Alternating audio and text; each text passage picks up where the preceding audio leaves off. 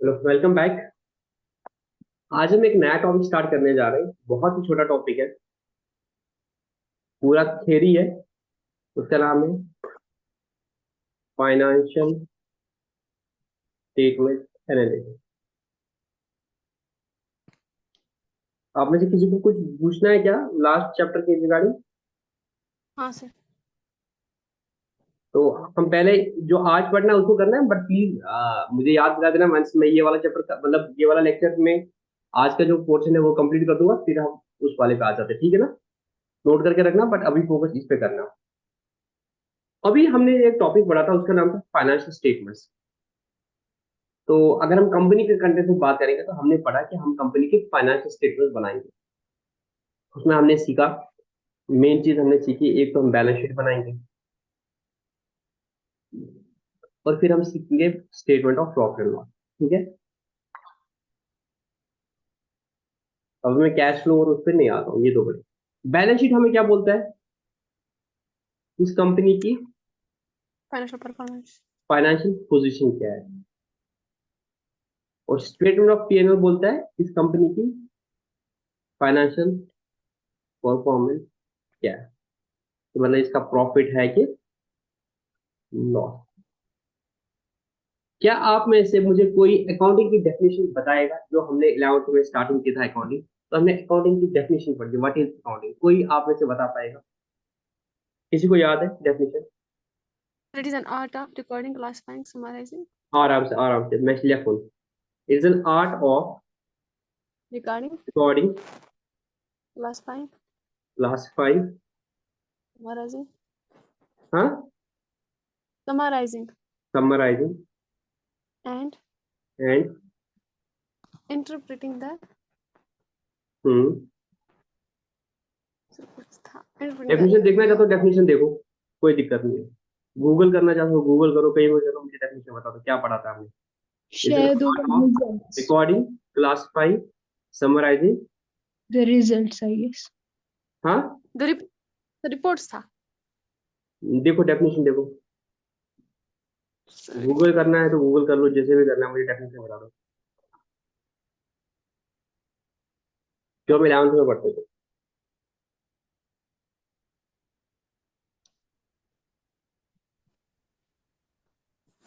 जल्दी। Interpreting. Summarising के बाद इंटरप्रेटिंग Hmm. क्या? And communicating information about financial एक transactions. मिनट मैं ये लिखूंगा, एंड कम्युनिकेटिंग Information इंफॉर्मेशन, फिर about about financial transactions financial transaction, और to the users of to the users of the accounting information, accounting information. बस।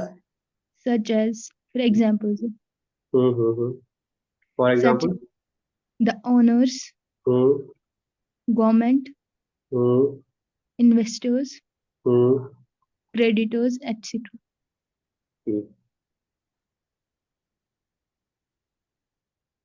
It's an art of recording, classifying, summarising the transactions and events which are of financial nature. ये पढ़ा था हमने। जो भी transactions events financial nature की है उनको रिकॉर्ड करना। रिकॉर्ड हम कहाँ करते थे सबसे पहले? जर्नल में। जर्नल में। उनको फिर क्लासिफाई करना, कहाँ पे करते थे क्लासिफाई? लेजर में। जितने भी ट्रांजैक्शंस और events which are of monetary nature, उनको आप क्या करते थे? सबसे पहले रिकॉर्डिंग करते थे। रिकॉर्डिंग कहाँ करते थे? जर्नल में करते थे। उसके बाद उनको क्लासिफाई करते, अपने अपने लेजर्स में डाल देते थे। कैश की ट्रांजेक्शन कैश में जाती, परचेज की ट्रांजेक्शन परचेज में जाती, तो क्लासिफाई करते आप। फिर उसके बाद उनको समराइज करते, फिर आप ट्रायल बैलेंस हाँ। बनाते थे। ट्रायल बैलेंस बनाते थे और समराइज करके फिर क्या बनाते थे आप? फाइनेंशियल स्टेटमेंट बनाते थे। उसके बाद फिर आप पीएनएल, ट्रेडिंग अकाउंट पीएनएल बनाते और बैलेंस शीट बनाते। ये सारा पार्ट आता था आपको रिकॉर्डिंग, क्लासिफाई और समराइज। ये चीज जो था हमने पहले 11th में सोल प्रॉपर्टी के केस में पढ़ी कि सोल प्रॉपर्टी के कैसे हम ट्रांजेक्शन को रिकॉर्ड करेंगे, क्लासिफाई करेंगे और समराइज करके उसका प्रॉफिट लॉस बैलेंस शीट बनानी। ये हमें पूरा 11th में सीखा। फिर हम 12th में आए तो हमने बोला अब प्रॉफिट पार्टनर जो पार्टनरशिप फॉर्म होगी उनका भी ये सीखेंगे, किस तरह से उनका बैलेंस शीट और उनके एडिशनल एंट्री जो होती है वो सीखेंगे। उसके बाद हम कंपनी में आ गए, तो कंपनी का भी हमने बैलेंस शीट पार्ट को सीख लिया। फिर जो अकाउंटिंग का गर्ज था अकाउंटिंग में था, फिर उसके बाद क्या करना, इंटरप्रिटेशन करना और कम्युनिकेट करना। इंटरप्रेट किस चीज को करेंगे, इस फाइनेंशियल इंफॉर्मेशन को। ये जो इंफॉर्मेशन है आपके पास, ये जो आपके पास ये प्रॉफिट लॉस और बैलेंस शीट से इंफॉर्मेशन मिल गई, फाइनेंशियल इंफॉर्मेशन आपको मिल गई, अकाउंटिंग इंफॉर्मेशन मिल गई, बुक कीपिंग से आपने इंफॉर्मेशन निकाली, वो डाटा था, डाटा से आपने इंफॉर्मेशन बना दी कि आपका प्रॉफिट कितना है, आपके एसेट्स कितने हैं, आपकी कैपिटल इतनी है, आपका शेयर होल्डर्स फंड इतना है, आपका इन्वेंट्री इतना है, आपकी सेल्स इतनी है। ये सारी इंफॉर्मेशन जो आपको यहाँ से पता चल गई, इसको आपने क्या करना है, आप इंटरप्रेट करना है। क्या करना पड़ेगा, अकाउंटिंग में सिर्फ वही नहीं आता है कि बैलेंस शीट और पीएनएल बना, बल्कि अकाउंटिंग जब हम फुल डेफिनेशन पढ़ते हैं उसमें ये भी आता है कि इस डाटा को आपने इंटरप्रेट करना है। क्या करना है, इंटरप्रेट करना है। इंटरप्रेट कब करोगे, इसका पहले एनालिसिस करेंगे। क्या करेंगे, एनालिसिस करके और उसके बाद इंटरप्रेट करेंगे, और वहां से जो हमें समझ आता है वो हम कम्युनिकेट करेंगे किनको, जो भी यूजर्स ऑफ अकाउंटिंग इंफॉर्मेशन होगी। तो इस सब को हम बोलते हैं अकाउंटिंग।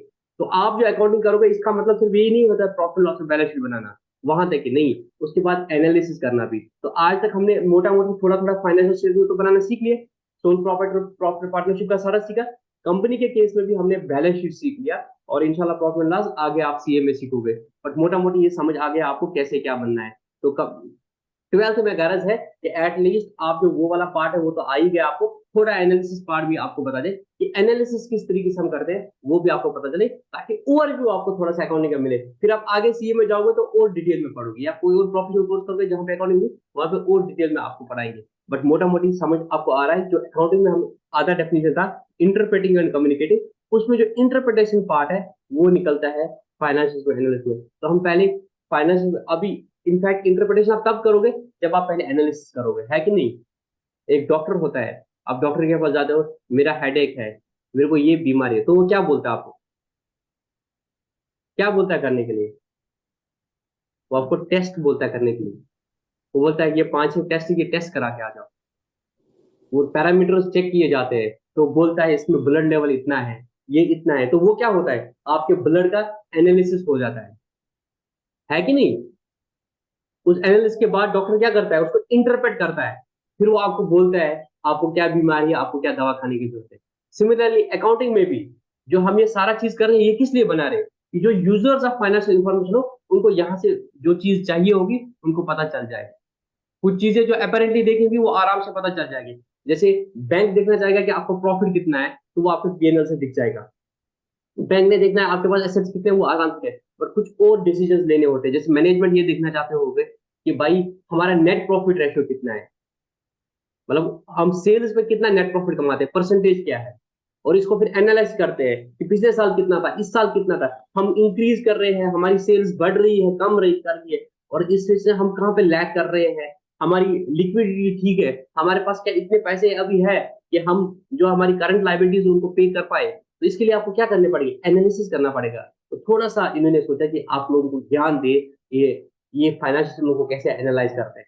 तो आपको क्या ये मोटा मोटी आइडिया मिला कि फाइनेंशियल में एनालिसिस क्यों की जाती है, ताकि आप इस डाटा को इंटरप्रेट करो, और उसके बेसिस पे जो भी ये स्टेक होल्डर्स होंगे, जो भी यूजर्स होंगे, वो अपने अपने हिसाब से डिसीजंस ले पाए। तो ये सब हमें सीखना पड़ेगा फाइनेंशियल स्टेटमेंट एनालिसिस में। तो बेसिकली फाइनेंशियल एनालिसिस क्या करेंगे, जो हमने ये फाइनेंशियल एनालिसिस बनाए, फाइनेंशियल स्टेटमेंट बनाए है हमने, जो हमने बैलेंस शीट बनाई है, P&L, इसको हम एनालाइज करेंगे। जिस तरह से डॉक्टर हमें टेस्ट करके एनालाइज कर लेता है, ये कितना, ये कितना, ये कितना है आपका, इसी तरीके से हम भी इसको डिकोड करेंगे, यहाँ से हमें कुछ इंफॉर्मेशन, अच्छी अच्छी इंफॉर्मेशन मिल जाए, उसकी बेसिस पे हम कोई डिसीजन ले पाए। प्योरली थ्योरेटिकल है, बट मजा आएगा जब हम आगे ये फाइनेंशियल एनालिसिस करेंगे। अभी आपको सिर्फ क्या करना है, इसका थ्योरी पढ़ना है, जो आपका ये टॉपिक है। इसमें आपको, अगर मैं सिलेबस में देखूंगा, तो आपको पढ़ना है meaning of financial, types of analysis करना है, और सिग्निफिकेंस ऑफ फाइनेंशियल। तो एक एक करके इन सब चीजों को पढ़ेंगे। यहाँ तक किसी को कोई डाउट, मजा आएगा जब हम पूरा एनालिसिस करेंगे। उसमें एक टॉपिक हमने डिलीट किया है, कंपैरेटिव स्टेटमेंट और वो सब चीज, पर उसके बाद 2 टॉपिक्स और है। एक आपका रेशियो एनालिसिस है फाइनेंशियल एनालिसिस में, और दूसरा कैश फ्लो स्टेटमेंट है। वो cash flow statement is part of finance statement also, but उसको हम एनालिसिस में भी यूज करते हैं, वो मैं आपको दिखा दूंगा कैसे। तो चलो स्टार्ट कर लेते हैं। सबसे पहले हम पढ़ेंगे meaning of financial statement analysis. ये थियोरेटिकल है, ज्यादा मैं थ्योरेटिक पढ़ाता नहीं हूँ, पर सिंस ये आपका एक पूरा टॉपिक ही है, तो कौन बताएगा आप मुझे फाइनेंशियल स्टेटमेंट एनालिस्ट का मतलब क्या हो गया?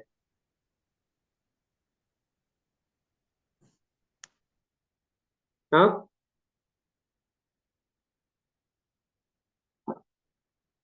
तो एनालिसिस में मैंने आपको अभी बताया, फाइनेंस टू एनालिसिस का मतलब क्या है कि जो आपकी बैलेंस शीट है, जो आपका पीएनएल है, उसमें आपको वो चीज रेडीली अवेलेबल नहीं मिलेगी सारा, जिससे मैनेजमेंट डिसीजन ले ले। तो इसके लिए हम क्या करते हैं, जो भी आपकी फाइनेंशियल स्टेटमेंट है, चाहे वो बैलेंस शीट पीएनएल है, इसको हम एनालाइज करते हैं और वहां से कुछ रिजल्ट्स इंटरप्रेट करते हैं, और उन चीजों को फिर हम कम्युनिकेट करते हैं मैनेजमेंट को, या बाकी जो भी स्टेक होल्डर्स है उनको फिर कम्युनिकेट किया जाता है, वो अपने अपने हिसाब से एनालिसिस करते हैं, ताकि वो वहां से कुछ यूजफुल इंफॉर्मेशन ले ले, उसके बेसिस पे वो कोई डिसीजन ले ले। इस सब प्रोसेस को क्या बोलते हैं, फाइनेंशियल स्टेटमेंट्स का एनालिसिस करना। ठीक है, बाकी थ्योरी है ये, आप इसका जो आंसर होगा वो थोड़ा खुद ही पढ़ लेना।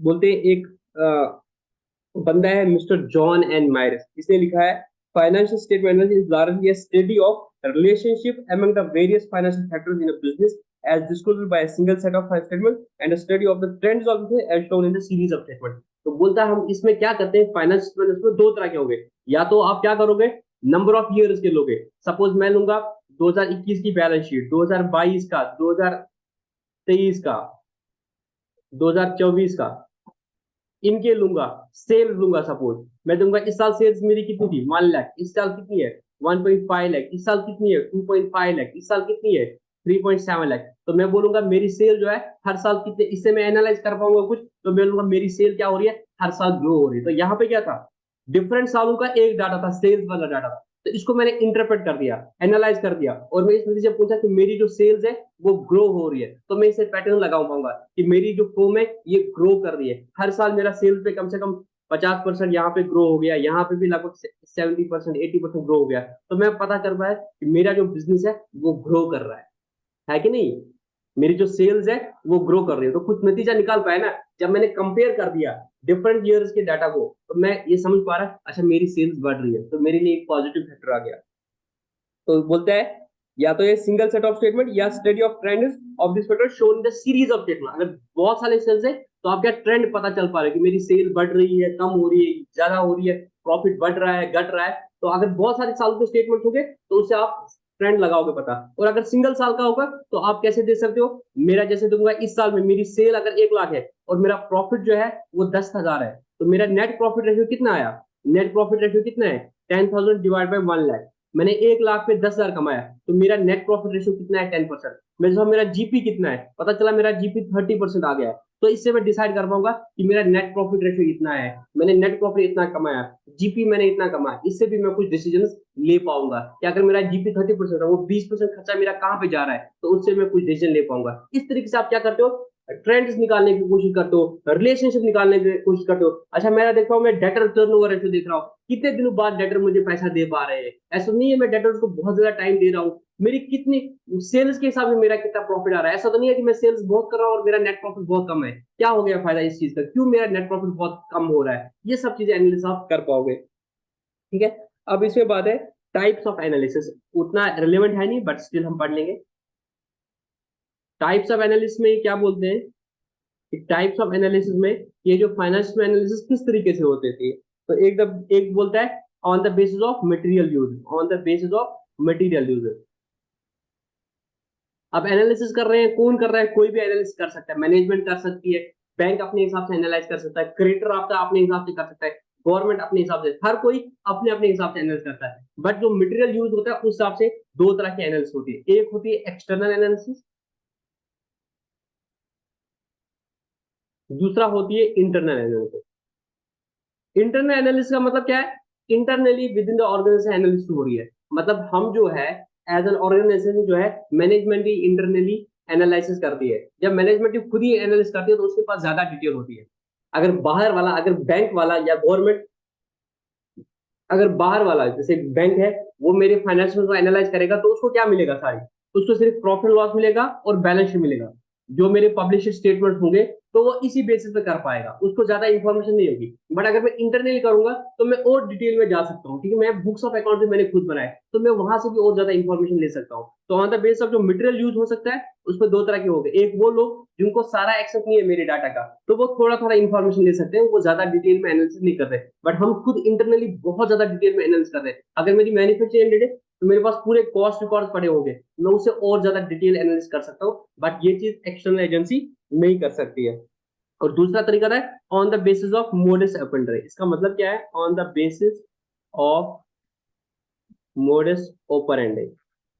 मोडस ऑपरेंडी का मतलब क्या है? आप एक साल में, एक साल के फाइनेंशियल को सारा एनालाइज करो, या नंबर ऑफ इयर्स का एनालिसिस कर लो। या तो है ना, आपने एनालाइज कर दिया 2021 की बैलेंस शीट, 2022 की बैलेंस शीट, 2023 की बैलेंस शीट। यहाँ पे आपने क्या किया? यहाँ आपने हॉरिजॉन्टल एनालिसिस किया। क्या किया? Horizontal analysis. आपने 2-3 साल के बैलेंस शीट लिए, 2-3 साल के पीएनएल लिए और उनको आपस में एनालाइज किया। इस साल प्रॉफिट कितना था, इस साल प्रॉफिट कितना है, इस साल प्रॉफिट कितना है, इस साल नेट प्रॉफिट कितना है, इस साल नेट प्रॉफिट कितना है, इस साल नेट प्रॉफिट कितना है, इस साल सेल्स कितना है, इस साल सेल्स कितना, और इनको आपस में कंपेयर किया। तो आप हॉरिजॉन्टली चले। हॉरिजॉन्टल का मतलब क्या होता है? ऐसे। वर्टिकल का मतलब क्या होता है? ऐसे। तो हॉरिजॉन्टल में मतलब क्या है? आप नंबर ऑफ ईयर ज्यादा है उनका एनालाइज करते हो। और वर्टिकल का मतलब क्या है? आप 2021 सपोज लिया, 2021 में ही सारी चीजों का आपस में एनालिसिस करते हो, तो इसको बोलते हैं वर्टिकल एनालिसिस। 2021 में आपने देखा net P net profit ratio देखा आपने, 2021 का लिक्विडिटी रेशियो देखा, 2021 का सॉल्वेंसी रेशियो, तो इसी साल की बैलेंस शीट के रेशियो देखे। वहां पे आप क्या देख रहे थे? नंबर ऑफ इयर्स का रेशियो देखे। जहां आप नंबर ऑफ इयर्स का कोरिलेशन देखने की कोशिश करते हो, वो आपका हॉरिजॉन्टल कहता है। जहां आप इसी साल की रिलेशनशिप देख रहे हो आपस में इन बाकी फैक्टर्स में, उसको बोलते हैं वर्टिकल। क्या आपको ये समझ आया? हॉरिजॉन्टल और वर्टिकल जी सर। बोलते हैं हॉरिजॉन्टल एनालिसिस में if the financial statements are reviewed for a number of years. अगर आप नंबर ऑफ इयर्स के फाइनेंशियल स्टेटमेंट्स को रिव्यू कर रहे हो, उनके बीच में रिलेशनशिप ढूंढने की कोशिश करते हो, ट्रेंड देखने की कोशिश करते हो, उसको क्या बोलते हैं? हॉरिजॉन्टल। इसका दूसरा नाम है डायनामिक एनालिसिस। क्या नाम है? ये आपको थ्योरी याद रखना पड़ेगा, बट मैं आपको सिर्फ जस्ट क्या कर रहा हूँ, समझाने की कोशिश करा रहा हूँ ताकि आपका याद करना आसान हो जाएगा। वर्टिकल में क्या होगा? It is that type of analysis where financial reviewed of one period only. इसमें आप 2021 या 2022 एक ही साल का करते हो, और उसमें आप उसमें देखना चाहते हो रिलेशनशिप, नेट प्रॉफिट का सेल्स के साथ क्या रिलेशन है, डेटर का सेल्स के साथ क्या रिलेशन है, इन्वेंट्री का सेल्स के साथ क्या रिलेशन है, कैपिटल का आपका डेट के साथ क्या, डेट टू इक्विटी का रेशियो क्या है, लिक्विडिटी रेशियो क्या है, करंट रेशियो क्या है, लिक्विड रेशियो क्या है, ये आप सारा एक ही साल में देख रहे हो। और उसके बाद है तीसरा, on the basis of objective. Ultimately analysis करने का ऑब्जेक्टिव क्या है? On the basis of objective से जो एनालिसिस हो सकती है वो दो तरह की हो सकती है। On the basis of objective आपका हो सकता है, आपके दो ही ऑब्जेक्टिव हो सकते हैं। आपका हो सकता है long term objective. Long term objective के लिए आप लॉन्ग टर्म एनालिसिस करोगे, और अगर आपका शॉर्ट टर्म ऑब्जेक्टिव है उसके लिए आपका क्या करोगे? शॉर्ट टर्म एनालिसिस करोगे। आप बोलोगे शॉर्ट टर्म लॉन्ग टर्म, अगर मैं ये देखना चाहता हूँ मेरी कंपनी लॉन्ग रन में चल पाएगी नहीं चल पाएगी, तो उसके मैं वो एनालिसिस करूंगा, वो रेशियोज देखूंगा जो लॉन्ग टर्म में मेरी दिखाएगा मेरी फाइनेंशियल साउंडनेस कितनी है, मेरा गोइंग कंसर्न चलेगा कि नहीं चलेगा। और अगर मेरे को शॉर्ट टर्म में देखना पड़ेगा, शॉर्ट टर्म के लिए मैं देख रहा हूँ कि मेरा बिजनेस शॉर्ट टर्म में चलेगा कि नहीं चलेगा, उसके लिए मैं शॉर्ट टर्म एनालिसिस करूंगा। जैसे एक एग्जांपल है, मैं इस वक्त लिक्विडिटी देखूंगा, जैसे मैं लिक्विडिटी रेशियो देखूंगा। लिक्विडिटी रेशियो क्या बोलेगा कि जितनी मेरी अभी की लाइबिलिटीज है, क्या मैं उनको पे कर पाऊंगा? नहीं कर पाऊंगा। उसमें हम देखते हैं मेरे पास कैश कितना है और मेरे पास करंट लाइबिलिटी कितनी है। तो बोलते हैं जो तुम्हारे पास करंट एसेट है वो करंट लाइबिलिटी से 2 टाइम ही होने चाहिए। तो मैं देखूंगा मेरा current assets divide by current liabilities, अगर वो 2 या 2 से ज्यादा हो गए, इट मीन मेरे पास सफिशिएंट एसेट्स है, मैं आज अगर मेरे पास लोग पैसे मांगने आएंगे मैं दे पाऊंगा। अगर उल्टा हो गया, मेरे करंट एसेट्स है 1 लाख और मेरी करंट लायबिलिटी 2 लाख, अगर वो लोग मेरे पास आएंगे पैसा देने, मैं तो ले ही नहीं पाऊंगा, तो मैं तो बैंकक्रप्ट हो जाऊंगा। तो इट मीन मेरी शॉर्ट टर्म पोजीशन ठीक नहीं है। इस तरह से लॉन्ग टर्म में हम देख सकते हैं मेरे लॉन्ग टर्म एसेट्स कितने हैं, उस एंगल से हम बाकी मेरी शेयर होल्डर्स की वेल्थ कितनी है, वो सब रेशियो, जो मेरा डेट इक्विटी रेशियो वो मेरा लॉन्ग टर्म में आ गया। पता चला मेरा इक्विटी जो है वो 5 लाख है और मेरा डेट जो है 50 लाख है। तो ये बहुत नेगेटिव इमेज है। इतना ज्यादा डेट नहीं होना चाहिए कि आपका अपना पैसा लगाया 5 लाख और कर्ज का पैसा लगाया 50 लाख, तो ये मेरी debt equity ratio long term context में मेरी हालत खराब है। तो ये सारे एनालिसिस हम करते हैं। इंशाल्लाह इनको हम पूरा रेशियो एनालिसिस में एक एक तरीके से पढ़ना है, तब मैं एक एक चीज आपको अच्छे से बताऊंगा, इसका क्या मतलब है, उसका क्या मतलब है। अभी आपको जस्ट थोड़ा समझ आता। तो टाइप्स ऑफ एनालिसिस में हमने देखा 3 तरह के होते हैं। अगर on the base of material used तो आपका आएगा एक्सटर्नल या internal. On the base of modus operandi horizontal कर रहे हो कि वर्टिकल कर रहे हो, और on the base of objectives आपका आ जाएगा लॉन्ग टर्म एनालिसिस कर रहे हो कि शॉर्ट टर्म एनालिसिस कर रहे हो। उसके बाद है parties interested in the finance में, आप बुक अपनी खोल के रख सकते हो क्योंकि ये कोई कंसेप्चुअल चीज नहीं है, प्योरली सर मोड्स वाला फिर से रिपीट कीजिए। कौन सा वाला? Mode second. Modus operandi. Modus operandi का मतलब क्या है कि आप जो एनालिसिस कर रहे हो, अभी जो आपकी फाइनेंस एनालिसिस करनी है, जैसे मैं इस कंपनी का अकाउंटेंट हूं और मुझे कंपनी ने बोला कि आपको फाइनेंस एनालिसिस करनी है, ठीक है, तो अब मैं दो तरह के एनालिसिस करता हूँ, या तो मैं इसी साल की बैलेंस शीट पकड़ूंगा और इसमें जो डिफरेंट फैक्टर्स है उनका आपस में कोरिलेशनशिप देखूंगा। मैं देखूंगा कि इस साल मेरा नेट प्रॉफिट कितना है और मेरी सेल्स कितनी है, तो मैं इस साल का नेट प्रॉफिट रेशियो निकालूंगा। मैंने देखा इस साल का मेरा नेट प्रॉफिट था 10,00,000 और मेरे इस साल की सेल्स थी 1,00,000, तो मैं मैनेजमेंट को बोलूंगा कि मेरा जो नेट प्रॉफिट रेशियो इस साल का है वो 10% है। फिर मैं दूसरा रेशियो देखूंगा, वो भी इसी साल का देखूंगा। मैं देखूंगा अच्छा मेरा जो टर्नओवर है, मेरा टर्नओवर जो है वो मैं देखूंगा, turnover ratio, inventory turnover ratio मैं इस साल का देखूंगा। मेरे डेटर कलेक्शन पीरियड कितना रहा है उसको बोलूंगा डेटर टर्नओवर रेशियो। मैं इस साल का देखूंगा, इस साल का मेरा डेट इक्विटी रेशियो, तो इस साल के डेट देखूंगा, इस साल का इक्विटी देखूंगा। अगर मैं इसी साल की बैलेंस शीट में, इसी साल के पीएनएल में एनालिसिस कर रहा हूं आपस में, उसको बोलेंगे वर्टिकल एनालिसिस। क्या बोलेंगे उसको? वर्टिकल। बट अगर मैं इस साल का देख रहा हूं नेट प्रॉफिट रेशियो, अगले साल का नेट प्रॉफिट रेशियो देखो, पिछले साल का नेट प्रॉफिट रेशियो देखो, मतलब नंबर ऑफ इयर्स का नेट प्रॉफिट रेशियो देखो कि पिछले साल मेरा 10% था, इस साल मेरा 15% है, उससे पिछले साल मेरा 8% था, तो मैंने एक ही साल का देखा कि नंबर ऑफ इयर्स का देखा? Number of compare. तो जहां नंबर ऑफ इयर्स का देख रहे हो एक साथ, उसको बोलते हैं हॉरिजॉन्टल। अब चैप्टर था एक, वो इन्हें डिलीट ही कर दिया था, उसमें नाम था कंपैरेटिव स्टेटमेंट और कॉमन सेंस। उसमें हम यही चीजें करते थे, एक तो हम हॉरिजॉन्टली भी देखते थे और वर्टिकली भी देखते थे, तो दोनों चीजें देखते थे, उसको इन्होंने डिलीट कर दिया। बट कोई दिक्कत नहीं, आपको सिर्फ समझना है। अगर आप इसी साल के एनालिसिस कर रहे हो, ये चीज आपको ज्यादा कब समझ आएगी? जब हम रेशनल्स करेंगे। बट अभी मुनाजा भी नहीं है और ये थ्योरी वाला बीच में आ गया, तभी मैंने कोशिश की मैं आपको थ्योरी पहले बता दूं। अदरवाइज मैं क्या करता हूँ, मैं पहले मेन टॉपिक जो होता है रेशनल एनालिसिस वो पढ़ा लेता हूँ, फिर थ्योरी पढ़ना आसान होता है। अभी आपको इसलिए मुश्किल लग रहा है बिकॉज अभी आपने रेशनल एनालिसिस की नहीं की। जब आप रेशनल एनालिसिस और पढ़ोगे ना तो आपको और क्लैरिटी आ जाएगी ये वर्टिकल का मतलब क्या है। ये वर्टिकल का मतलब क्या है कि 2021 की बैलेंस शीट ले लिया आपने, 2021 का पीएनएल ले लिया, 2021 की फाइनेंशियल ले, इन फाइनेंशियल स्टेटमेंट के बीच में आपने एनालिसिस करनी स्टार्ट कर दिए, इसमें कोरिलेशन देखने की स्टार्ट कर दी कि भाई आपका सेल कितना है, आपका जीपी कितना है, तो इस साल का जीपी कितना था, आपका जीपी रेशियो कितना था, इस साल का एनपी रेशियो कितना है। तो एक ही साल के डाटा का आप पूरा एनालाइज कर रहे हो ना, तो उसको बोल के वर्टिकल। अब आप नंबर ऑफ इयर्स का डाटा का एनालिसिस कर रहे हो, वो कहलाएगा हॉरिजॉन्टल। समझ आई बात? Yes sir. अगर आप एक ही साल के डाटा का एनालिसिस करोगे उसको बोलेंगे वर्टिकल, अगर नंबर ऑफ इयर्स का डाटा का एनालिसिस करोगे उसको बोलेंगे हॉरिजॉन्टल। अब तीसरा चीज आ गया, क्लियर हो गया बेटा? Yes sir. अब तीसरा हो गया, अब जो फाइनेंशियल स्टेटमेंट एनालिस्ट होंगे, इसमें कौन कौन सी पार्टीज है जो इंटरेस्टेड होगी फाइनेंशियल स्टेटमेंट एनालिस्ट में? देखो हमने अभी पढ़ा था, आप ही ने मुझे बेटा बताया था कि communicating the financial information to the users of the financial information, तो जो भी users of the financial information they are the interested party. अब इन सब पार्टीज के बारे में हम पढ़ेंगे किस तरीके से वो इंटरेस्टेड हो सकते हैं। Parties which are interested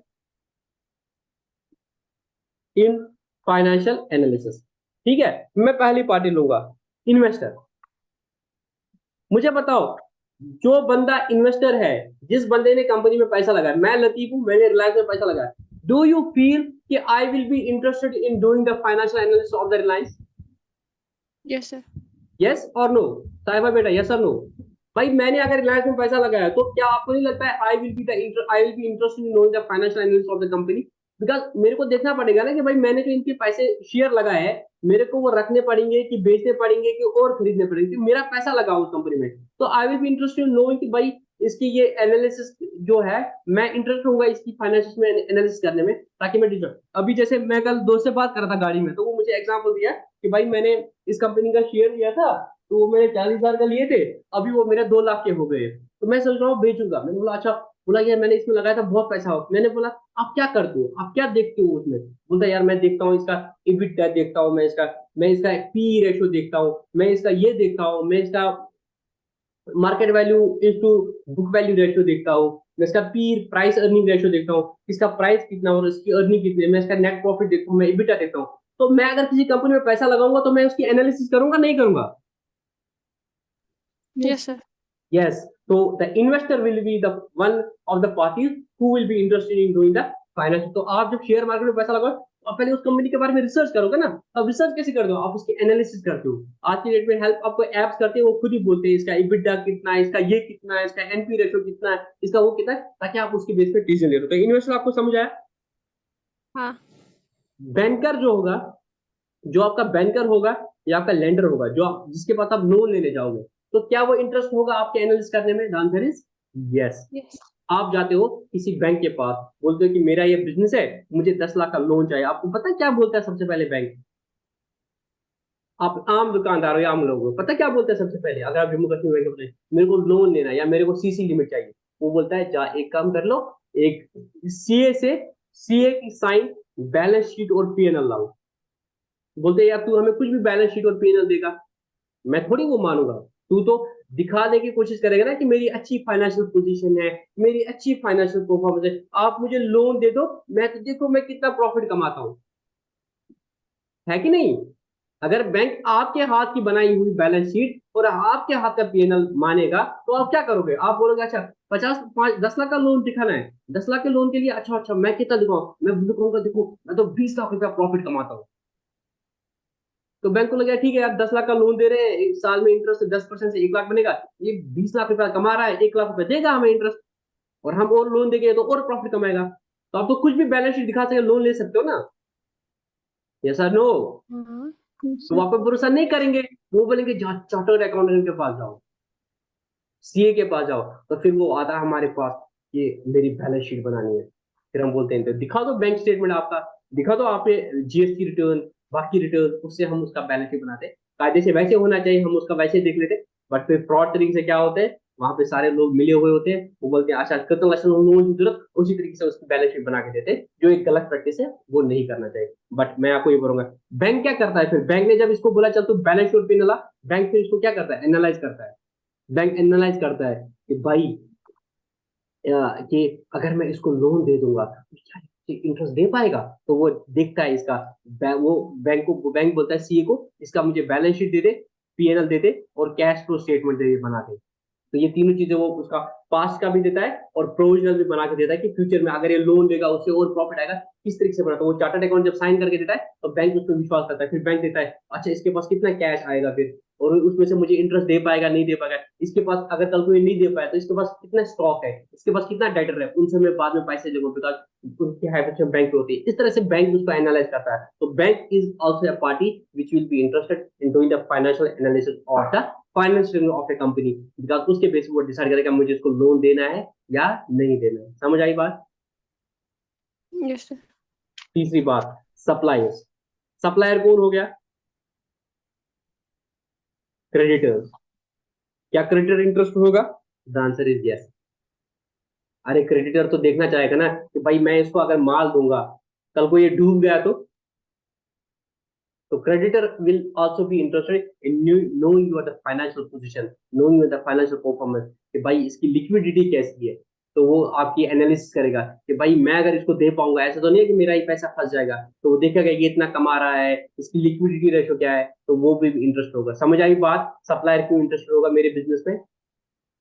Yes, sir. Supplier क्यों इंटरेस्ट होगा मेरी फाइनेंस में एनालाइज करने में? बिकॉज वो देखेगा मेरी लिक्विडिटी रेशो कितनी है, मेरे पास उतने करंट एसेट्स है कि मैं उसका कल को उसके जो क्रेडिट होगा वो चुका पाऊं कि नहीं चुका पाऊं। एम्प्लॉयज, क्या एम्प्लॉयज इंटरेस्टेड होंगे? Yes, sir. भाई एम्प्लॉयज, मैं किसी कंपनी में जॉब करने जाऊंगा तो मैं देखूंगा ना वो कंपनी खुद ठीक है नहीं है। पता चला कि उनके पास एम्प्लॉयज को देने के लिए सैलरी नहीं है, पता चला कि वो मुझे बोनस नहीं दे पाएंगे, अगर वो प्रॉफिट अच्छा नहीं कमाएंगे बोनस, तो मैं उस कंपनी को नहीं ज्वाइन करूंगा जिसकी फाइनेंशियल पोजीशन ठीक नहीं है। तो मैं भी तो एनालाइज करूंगा ना ये कंपनी लॉन्ग रन में टिकने वाली है कि नहीं टिकने वाली है। एज एन एम्प्लॉय भी मेरा इंटरेस्ट रहेगा कंपनी के फाइनेंशियल देखने में। मैनेजमेंट, मैनेजमेंट को है ही, मैनेजमेंट को ओवरऑल कंट्रोल करना है कंपनी को, तो उसको देखना है कि हमारी लिक्विडिटी ठीक है, हमारे गोइंग कंसर्न ठीक है, हम शॉर्ट रन में लॉन्ग रन में सब प्लग लूप होल जो है प्लग्ड है कि नहीं है। तो मैनेजमेंट तो है ही इंटरेस्टेड, अपना मालिक ही इंटरेस्टेड नहीं होगा तो फिर कौन होगा? Regulatory authorities. रेगुलेटरी अथॉरिटीज कौन होगी आपकी? अच्छा ये मैंने लिखा नहीं। पांचवा आपका मैनेजमेंट आ गया, आपको ये फिर ना याद करना आसान हो जाएगा। उसके बाद रेगुलेटरी अथॉरिटीज। रेगुलेटरी अथॉरिटीज आपकी जैसे आपका अभी कंपनीज एक्ट है, कंपनीज एक्ट में आपका रेगुलेटरी अथॉरिटी कौन आएगा? इनकम टैक्स आएगा, आपके जीएसटी डिपार्टमेंट आएंगे, आपका आरबीआई आएगा, हो सकता है आपका कंपनीज एक्ट आ जाएगा, एमसी आ जाएगा, आप लिस्टेड कंपनी तो सेबी होगा। तो ये सब आपके रेगुलेट किया था। इनकम टैक्स वाले तो देखेंगे ना भाई, अगर इसकी फाइनेंशियल स्टेटस में इतना प्रॉफिट है तो ये मैं टैक्स क्यों नहीं दे रहा है, तो वो भी आपका फाइनेंशियल एनालिसिस करेंगे। अच्छा, इसने एम्प्लॉय बेनिफिट खर्चे इतने दिखाए, तो इसने टीडीएस कितना जमा किया कि नहीं किया, तो इस तरह से आपकी एनालिसिस। अभी क्या ना, अभी देखो कि अभी क्या करते हैं, जीएसटी डिपार्टमेंट जो है, जीएसटी डिपार्टमेंट जो है उनको तो रेवेन्यू चाहिए। वो क्या करते हैं, वो सारी कंपनीज की बैलेंस शीट देखते हैं, पीएनएल देखते हैं। अच्छा, अगर इसका प्रॉफिट इतना था, इसकी सेल इतनी थी, तो इतना इतना जीएसटी जमा किया होना चाहिए, वो है कि नहीं है। अगर इसका रॉ मटेरियल इतना कंज्यूम हुआ है, तो इस पे आईटीसी इतना ही होना चाहिए, इसने इनपुट टैक्स क्रेडिट ज्यादा क्यों किया है, वो भी एनालाइज करते हैं। कहीं पे देखेंगे इन्हें टैक्स का फ्रॉड तो नहीं किया है, और ये करते हैं। आज देखो इनकम टैक्स एक्ट में इतने बड़े बड़े सॉफ्टवेयर लगा गए हैं, वो इसी तरह से लोगों को पकड़ रहे हैं तो भाई आपका यहाँ पे इतना था, फिर ये प्रॉफिट क्यों नहीं, यहाँ पे ये एंट्री खाई है, वो खाया आपने, तो वो भी इंटरेस्टेड होते हैं to get the tax and to get the other revenue. उसके बाद पब्लिक पब्लिक भी इंटरेस्टेड होती है, ठीक है। उसके बाद ऑब्जेक्टिव्स, अगर हम ऑब्जेक्टिव्स पे आएंगे तो objectives of the financial analysis पूरा थ्योरी है यार, थ्योरी में ना मुझे ज्यादा मजा नहीं आता पढ़ाने। ऑब्जेक्टिव, अब ऑब्जेक्टिव क्या है आपके, सबसे पहला ऑब्जेक्टिव क्या होगा अगर हम देखेंगे, असेसिंग द क्रेडिबिलिटी।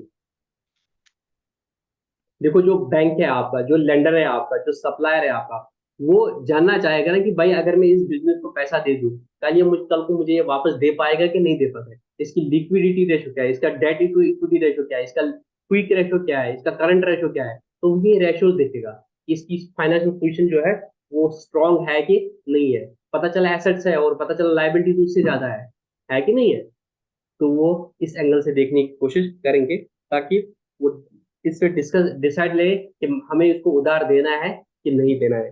दूसरा, assessing the profitability, profitability assess करना है कि आपकी जो प्रॉफिटेबिलिटी है वो सही है कि नहीं है। एक तो आपका दिख रहा है अपेरेंटली नेट प्रॉफिट आपका इतना है, बट नेट प्रॉफिट रेशियो कितना है, जीपी रेशियो कितना है, वो भी जरूरी है। बोलते हैं analysis of help in getting the view of the profit of the business, the profit is the sales capital employed total asset. आपका प्रॉफिट अगर मेरे मैं बताता हूँ, अगर आपने देखो प्रॉफिटेबिलिटी रेशियो क्यों बहुत जरूरी है, नॉर्मली आपको प्रॉफिट दिखाएगा, आपने प्रॉफिट कमाया 1 लाख रुपया, तो आप तो खुश हो जाओगे मैंने 1 लाख रुपया प्रॉफिट कमाया। मैं दो बिजनेस बोलूंगा, बिजनेस ए, बिजनेस बी, इसने 1 लाख रुपया कमाया, इसने 5 लाख रुपया कमाया, तो आप बोलोगे किसने अच्छा काम किया है, ए या बी ने। भाई ए का प्रॉफिट 1 लाख है, बी का प्रॉफिट है 5 लाख, अच्छा किसने कमाया, बी। बी ने कमाया। हम्म, मैं क्वेश्चन को चेंज करूं, हम्म, ये इनका नेट प्रॉफिट है, ए की कैपिटल एम्प्लॉयड थी 5 लाख, ठीक है, ए की कैपिटल एम्प्लॉयड थी 5 लाख। 5 लाख, और इसकी कैपिटल एम्प्लॉयड थी 20 लाख, 50 लाख। अब कैपिटल एम्प्लॉयड में किसने ज्यादा पैसा कमाया है, अगर आप देखोगे net profit divide by capital employed, ये इसने 5 लाख का पैसा लगाया था और 1 लाख कमाया, तो इनका प्रॉफिट रेशियो कितना आया, net profit to capital employed 20%। तो जितना इसने पैसा लगाया उस पर कितना कमाया, 1 लाख, हाँ, तो 5 लाख में इसने 1 लाख रुपया का, तो इसका 20% नेट प्रॉफिट रेशियो हुआ ना, net profit to capital employed, इसका कितना हुआ 10%। अब बताओ किसने अच्छा परफॉर्म किया, ए, ए ने अच्छा किया। तो ये आपको कब पता चलेगा, जब आप प्रॉफिटेबिलिटी को अच्छे से एनालाइज करोगे। मेरली प्रॉफिट को देखोगे उससे धोखा खा सकते हो। आपको ये भी देखना भाई पैसा कितना लगाया है, यहाँ पे 5 लाख ही लगा था, यहाँ पे 50 लाख लगाया था। अरे उल्लू के पटे 50 लाख तो सीधे बैंक में एफडी कर लेता, तब भी तो इतना कमा लेता, तो तूने क्या खास तीर मारे, इससे ज्यादा तीर मारे। तो ये आपको कब पता चलेगा, जब आप प्रॉफिटेबिलिटी एनालिसिस करोगे। तीसरा बात, डिविडेंड डिसीजन, कि आपको डिविडेंड देना है नहीं देना है। आपको प्रॉफिट तो आ गया, आपको प्रॉफिट तो बहुत ज्यादा आ गया, बट पता चला कि सारा प्रॉफिट जो है, जब आपने कैश फ्लो स्टेटमेंट बना दिया तो आपको पता चला कि सारा प्रॉफिट जो है आपने इन्वेस्ट किया प्लांट एंड मशीनरी में, आपके पास कैश बचा ही नहीं है, तो आप तो डिविडेंड दे ही नहीं सकते हो। तो वो भी आपको हेल्प करेगा जब आप अच्छे से फाइनेंशियल एनालिसिस करोगे। उसके बाद प्रोग्रेस ऑफ द बिजनेस, कि आपका बिजनेस किस डायरेक्शन में जा रहा है। देखो अगर आपका प्रॉफिट जो है, अगर आपका सेल जो है बहुत ज्यादा है, मगर आप कंपेयर करोगे पिछले वाले सालों से आपकी सेल डाउन हो रही है, तो आपको हिंट मिल रही है ना जब आप कंपेयर करोगे, भाई हमारी सेल्स गिर रही है, हमारा नेट प्रॉफिट जो है वो हर साल गिर रहा है, तो आप उससे डिसीजन ले पाओगे कि बिजनेस सही कर रहा है कि गलत कर रहा है। क्योंकि अगर आपको देख लो कि प्रॉफिट गिर रहा है तो you have to look at the factors जिसकी वजह से प्रॉफिट गिर रहा है, अदरवाइज क्या होगा आपको पता ही नहीं चलेगा, और कब आपका बिजनेस बंद हो जाएगा आपको पता नहीं चलेगा। ये कोमू के साथ भी होता है, इंसानों के साथ भी होता है।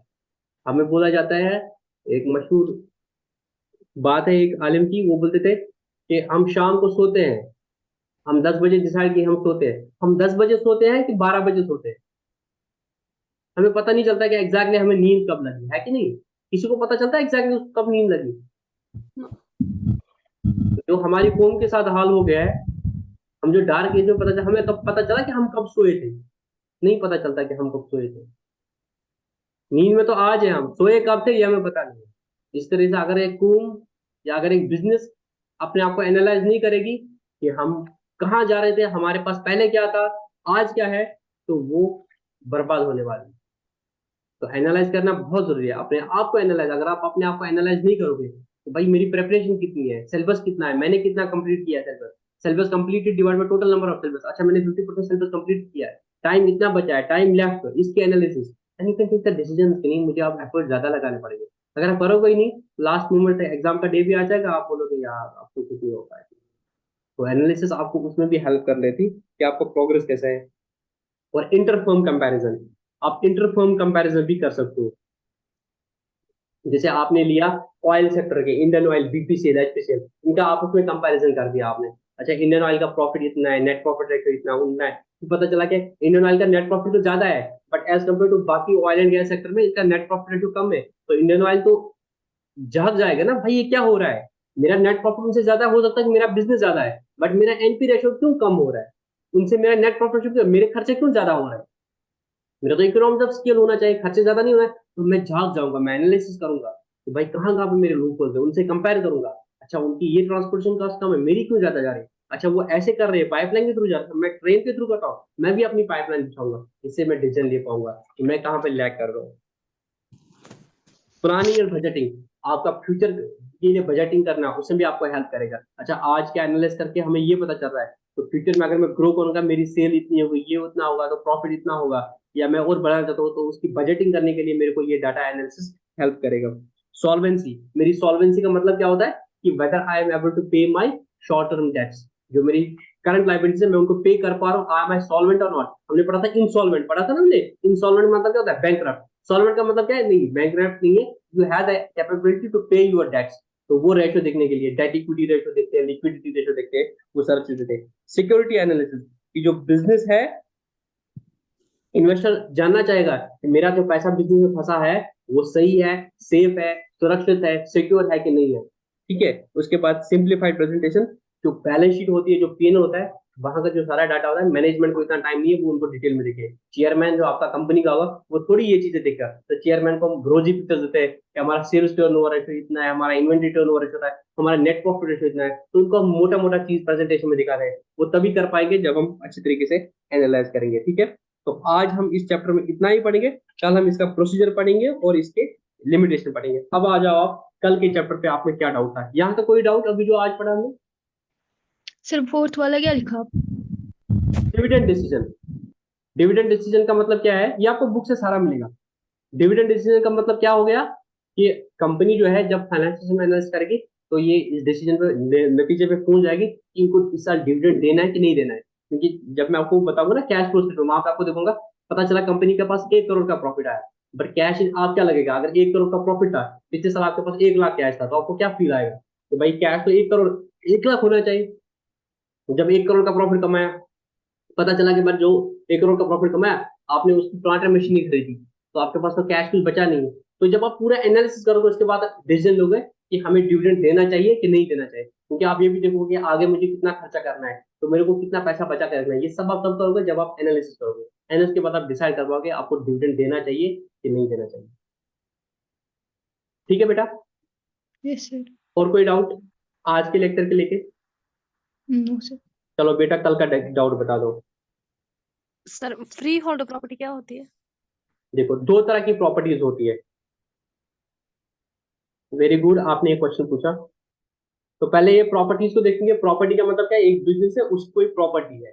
पहले प्रॉपर्टी के बारे में समझ आए, दिस इज माय एसेट है कि नहीं, जैसे लैंड एंड बिल्डिंग है, और this is my non current asset. Now properties के प्रॉपर्टीज दो तरह की होती है, एक होता है फ्री होल्ड प्रॉपर्टी, दूसरा होता है लीज होल्ड प्रॉपर्टी। क्या होता है? Lease hold property. मैं सपोज जम्मू कश्मीर में कोई फैक्ट्री लगा रहा हूं, अगर वो जमीन और वो बिल्डिंग मेरी अपनी है, मैंने वो जमीन और बिल्डिंग जो है खरीदी हुई है, तो वो मेरी है ना प्रॉपर्टी, उसमें किसी का कंट्रोल राइट तो नहीं है, वो मेरी प्रॉपर्टी है, वो मेरी फ्री होल्ड प्रॉपर्टी कहला जाएगी। ठीक है बेटा? अगर मैंने किसी से जमीन या बिल्डिंग जो बोलो खरीदी है on lease, on lease, lease पे खरीदी, वो मेरी नहीं है, वो लीज पे लिया गया चीज है, वो 90 साल के लिए 25 साल के लीज है, उसके बाद मुझे उसको वापस देना पड़ेगा। बट क्योंकि मैंने वो 25 साल के लिए खरीदा है, उसको मैं अपना एसेट दिखाता हूँ, वो आप पढ़ोगे फाइनेंशियल लीज है, ऑपरेटिंग लीज है, वो आप आगे सी में पढ़ोगे। जब फाइनेंशियल लीज होती है तो उसमें हमें अकॉर्डिंग स्टैंडर्ड 19 फॉर लीज है, वो बोलता है अगर फाइनेंशियल लीज है, अगर आपने किसी से अपनी बिल्डिंग खरीदी है, सब कुछ मैंने कश्मीर में एक बिल्डिंग ले ली है और वो लीज पे ले ली है, क्या ले ली है? लीज पे ले ली है, तो उसमें वो बोलता है, अगर AS19 बोलता है अगर ये फाइनेंशियल लीज है, अगर ये फाइनेंशियल लीज है तो आपको इसे एक एसेट दिखाना पड़ेगा, जितना भी आपको इसके फ्यूचर के साथ कमिटमेंट किया कितना देना पड़ेगा, उसका प्रेजेंट वैल्यू निकाल के उतने पे एसेट भी दिखा दो, उतने की लाइबिलिटी भी दिखा दो। मैंने आपको दिखाया था लाइबिलिटी साइड में, नॉन करंट लाइबिलिटी में मैंने आपको बताया था आपको कि फाइनेंशियल लीज का जितना भी रहेगा जो मुझे आगे देना पड़ेगा वो मेरी लाइबिलिटी आएगी, कॉरस्पॉन्डिंग हम एसेट क्रिएट करते हैं। अब ये जो मैंने बिल्डिंग को अपना एसेट दिखाया, ये मेरी लीज होल्ड प्रॉपर्टी है कि फ्री होल्ड प्रॉपर्टी है? ये मेरी प्रॉपर्टी नहीं है, ये लीज पे है, 25-30 साल के बाद मुझे वापस करनी पड़ेगी, उसको बोलते हैं लीज होल्ड प्रॉपर्टी। जो अपनी है पूरी उसको फ्री होल्ड बोलते हैं, जो लीज पे लिया है उसको लीज होल्ड बोलते हैं। क्या आपको बेटा फ्री होल्ड लीज होल्ड समझ आया? Yes sir. और कोई doubt? Sir gross block.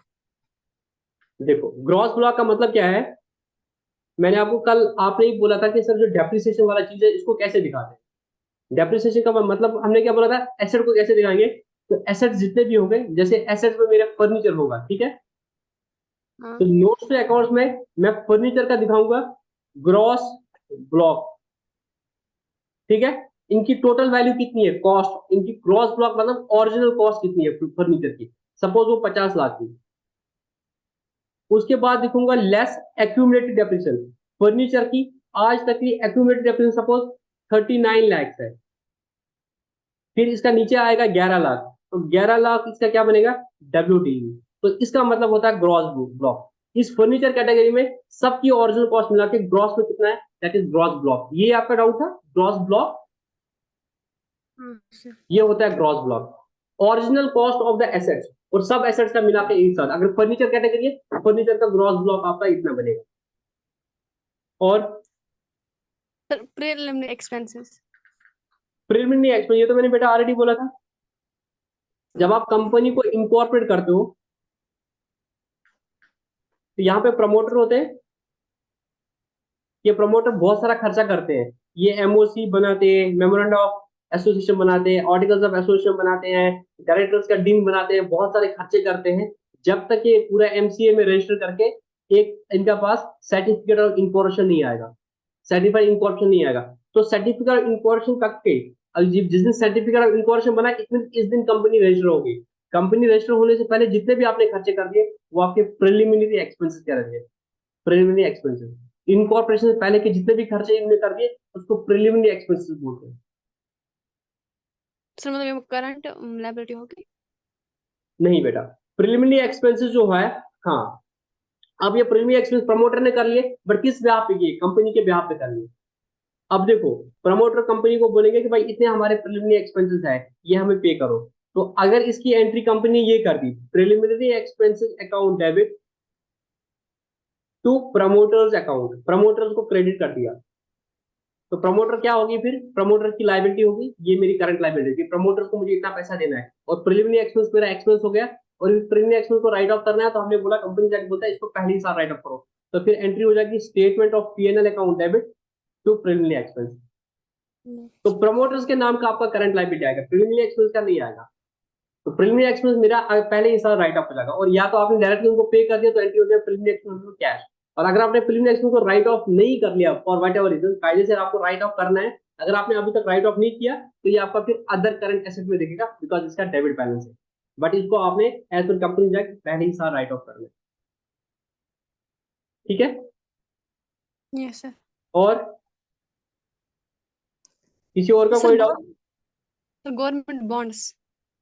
Government bonds, देखो हमने पढ़ा था एक टॉपिक जिसका नाम था डिबेंचर, उसमें ये बॉन्ड्स का भी जिक्र आया था।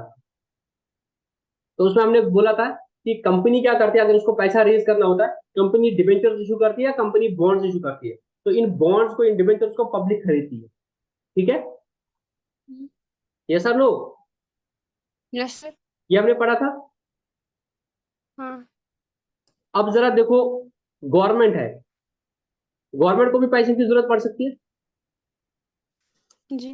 भाई। स्टेट सेंट्रल गवर्नमेंट है, मोदी गवर्नमेंट है, इनको सपोज इनको टैक्सेस ज्यादा नहीं आ रहे और इनको देश चलाना है ना, तो गवर्नमेंट को जब पैसों की जरूरत पड़ती है तो गवर्नमेंट अपने बॉन्ड निकालते हैं, उसको बोलते हैं गवर्नमेंट बॉन्ड। क्या बोलते हैं? Government bonds. तो गवर्नमेंट बॉन्ड निकालती है, लोगों को बोलते हैं कि आप हमारी बॉन्ड खरीदो, उसको इंटरेस्ट देंगे सपोज 8%, 9%। तो जो लोग खरीदेंगे उनको इंटरेस्ट मिलेगा और गवर्नमेंट को क्या होगा, गवर्नमेंट को बॉन्ड से जरिए पैसा आ जाएगा, जो बॉन्ड को वो यूज करेंगे, फिर वहां से जो पैसा आएगा वो कंट्री की डेवलपमेंट के लिए यूज करेंगे, ठीक है। गवर्नमेंट चलती ही नहीं पे है, बॉन्ड और टैक्सेस पे ही चलती है।